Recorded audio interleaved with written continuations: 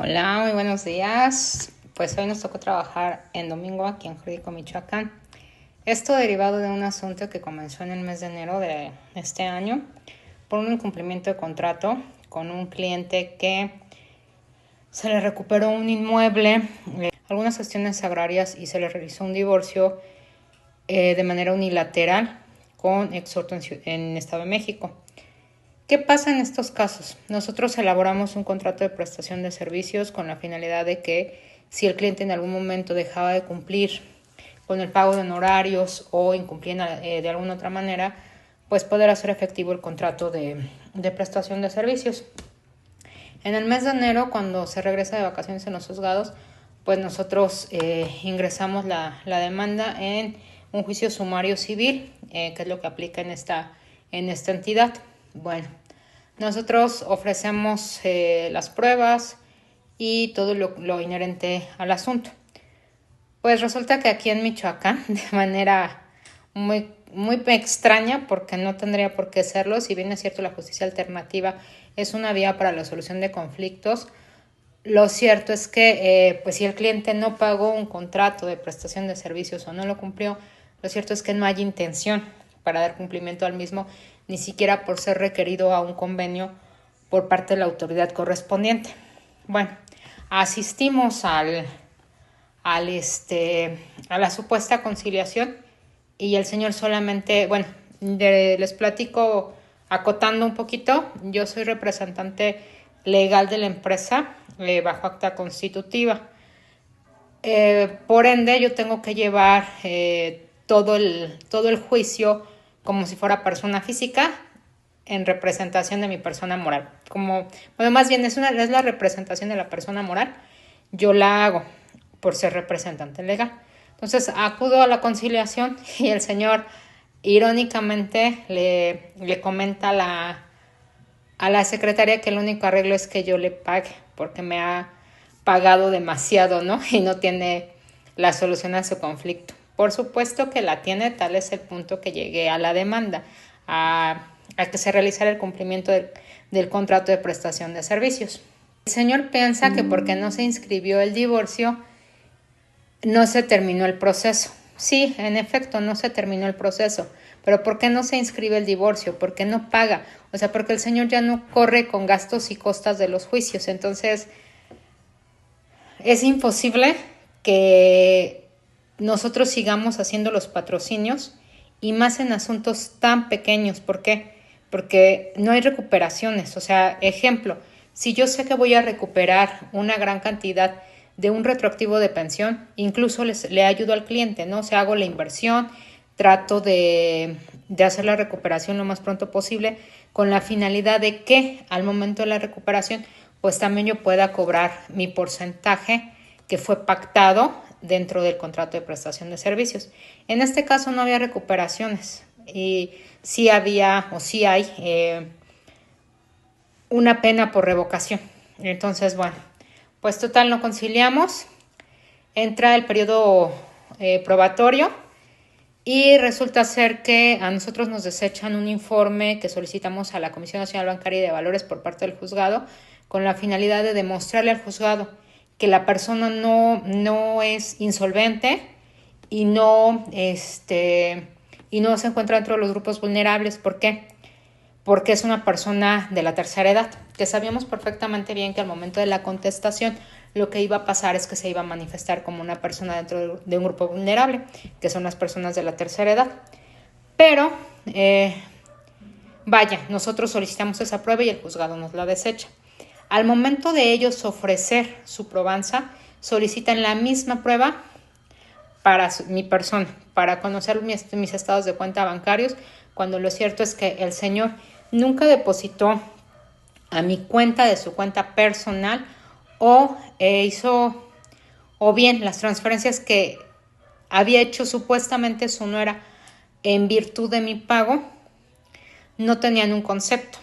Ese concepto, bueno, nunca lo colocaron. ¿Por qué? Porque no era tema de honorarios, era un tema de honorarios, pero en otras cuestiones referentes a la persona, a la otra persona, a la nuera. Bueno, que ya estamos ahí ya como muy sentados para ir a ir a audiencia y resulta ser que cuando va a protestar mi perito, nos dicen que estamos de manera extemporánea haciendo la aceptación y protesta del cargo, lo cual no es cierto, porque el juzgado sexto, lo digo abiertamente, el juzgado sexto civil radicado en Morelia, Michoacán,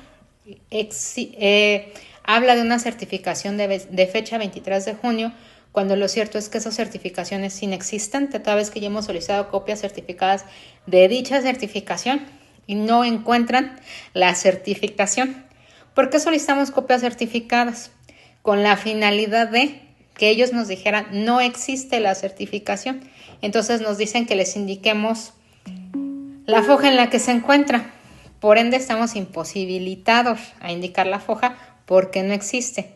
Entonces se hace la aclaración de que se expida copia certificada o copia certificada de haber certificado que esa certificación es inexistente. Entonces, bueno, aquí ya tenemos un tema, pero no conforme con todo esto, la juez, bueno, pues dice que mi perito no protesta en tiempo y forma. ¿Y qué pasa? Que entonces fija un perito en rebeldía y resulta que cuando yo me doy cuenta que en teoría mi perito no protesta en tiempo y forma, interpongo recurso de revocación. Es decir, revoco el auto que me declara inoperante la protesta y toma de cargo del perito. Entonces, este recurso debió de resolverse casi de manera inmediata. ¿Para qué? Para poder dar continuidad al procedimiento, porque dentro del apartado del recurso de revocación, ahorita no tengo muy claro si es el numeral 681, pero existe un artículo que dice que el recurso de mientras viva o esté en trámite un recurso de revocación, todos los efectos del auto reclamado se van a suspender. Es decir, el auto reclamado era que mi perito había protestado de manera extemporánea el cargo. El auto reclamado no es cierto, no lo protestó de manera extemporánea, ¿no? Te estoy reclamando lo que me estás diciendo. ¿Cuáles son los efectos de que mi perito hubiese protestado o de que le estuvieran diciendo a mi perito más bien que protestó de manera extemporánea? Los efectos son fijar un perito en rebeldía y todos los que vengan, ¿no? Que el perito en rebeldía acepte y proteste el cargo, que el perito en rebeldía emita un dictamen. Entonces, la juez, reitero, la juez del juzgado sexto civil de Morelia, Michoacán, perdón la expresión, pero se pasa por el arco del triunfo. La suspensión que aplica en ese caso se la pasa por el arco del triunfo y continúa pidiendo que proteste el perito. Cuando protesta el perito, le dice, o sea, fíjense las contradicciones. Primero, continúa pidiendo que proteste el perito. Protesta el perito y como ya había hablado personalmente con ella, pide que se reserve el escrito. De manera posterior, le pide al perito que en el término de 3 días rinde el informe. Resulta ser que el perito rinde el informe y el informe no nos beneficia. ¿Por qué? Porque el señor estila firmar de manera diferente. Y digo estila porque no es una condición física o de temas de salud. Él sufre reumatismo, lo digo abiertamente. Y voy a decir abiertamente a quien tengo demandado, es el señor David Murillo García.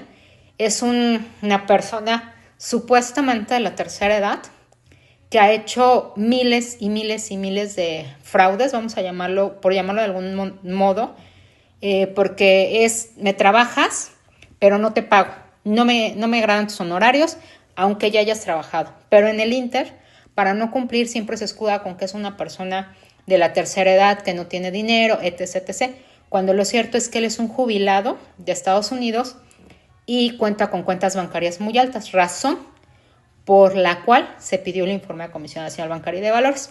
Bueno, acotando también en ese tema de los informes, mi informe sí se autoriza, es decir, el juzgado actúa en desequilibrio procesal total y completamente. También el juzgado se da la tarea de actuar siempre de manera desequilibrada entre las partes. ¿Por qué? Porque notifica altas horas de la noche para nosotros, como despacho, notifica altas horas del día, para nosotros. no nos da acceso al expediente, el actuario llega y de manera valiente me quiere notificar autos de los que ni siquiera me he impuesto. O sea, es un juzgado que tiene un sesgo procesal demasiado fuerte a favor del demandado. Bueno, entonces rinde el perito el informe, acoté, rinde el perito el informe y resulta ser que no nos beneficia. Entonces, otra vez vamos por recurso de revocación más amparo indirecto. ¿Por qué? Porque reitero, aun cuando obra la suspensión dentro del recurso de revocación, la juez está ignorando tajantemente esa suspensión y está dando apertura a todo el procedimiento. Al señor ya se le hizo una toma de muestras que la perito en rebeldía no realizó tampoco, o sea, se basó con la toma de muestras de su contrario, situación que no nos beneficia. Yo anteriormente les hablaba que el contrato, bueno, y el juicio no va muy favorable para nosotros, pero obviamente existen recursos, obviamente existen maneras de alinear ese procedimiento y lo vamos a hacer. ¿Por qué?